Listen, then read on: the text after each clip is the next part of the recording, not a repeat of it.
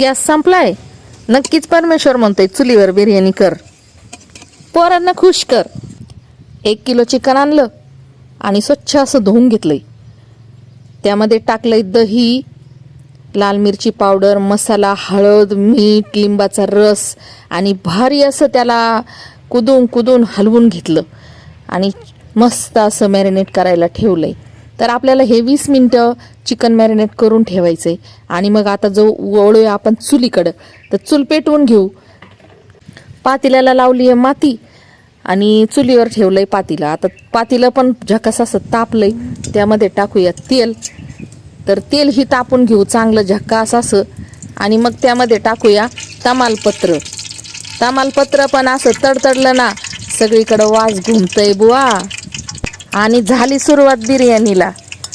कांदा, मसाला, बघता बघता झणझणीत वास पसरला सगळ्या परिसरात. न सासरचं कौतुक आणि न माहेरचं लाड.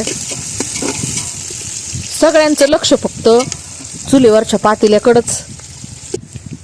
तेलामध्ये घातला कांदा, चांगला परतून घेतला लाल लाल लाल लाल. त्यामध्ये टाकले हिरव्या मिरच्या थोड्याशा कापून, आलं लसूणची पेस्ट चांगली परतून घेतली. चरा चरा चरा चरा वाजूस्तर परतून घेतली. आता आपल्याला झणझणीत बिर्याणी करायची आहे, तर हे तर सगळं करावंच लागन. आता यामध्ये टाकूया मस्त असं हिरवागार पुदिना आणि मग कोथिंबीर टाकू वरून आणि टॅमॅटो देऊ टाकून आणि त्यानंतर थोडंसं मीठ टाकू आणि झक्कास असं त्याची मस्त अशी मसाला तयार करून घेऊ. आणि मग झणझणीत असं वास सुटलाय आता सगळीकडं.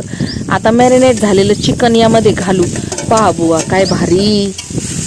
चिकनला आता सणा आहे ना चमच्याने हलवून मस्त असं एकत्र करून घेऊ आणि थोडंसं पाणी घालू आणि थोडी झाकण ठेवू.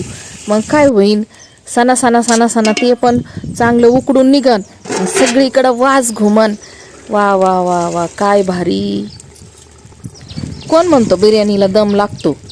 अहो आमच्याकडे आहे ना तांदूळ आणि चिकन हातात हात घालून शिजतात. पण तांदूळ आहे ना अर्धा तास भिजू घालायचे बरं का. हां, त्याशिवाय ते शिजणार नाहीत. आता आहे ना पातेल्यामध्ये तांदूळ देऊ टाकून आणि पहा कसे हातात हात घालून शिजतात. तांदूळ टाकला, पाणी टाकलं आणि झाकण झाकलं, पण दम नाही बरं का. हा, अजिबात दम नाही. थोडं हलवायचं, थोडं बघायचं की झालं. ही आहे चुलीवरची झटपट गावठी बिर्याणी. दम नाही, डोक्याला दमणूक नाही.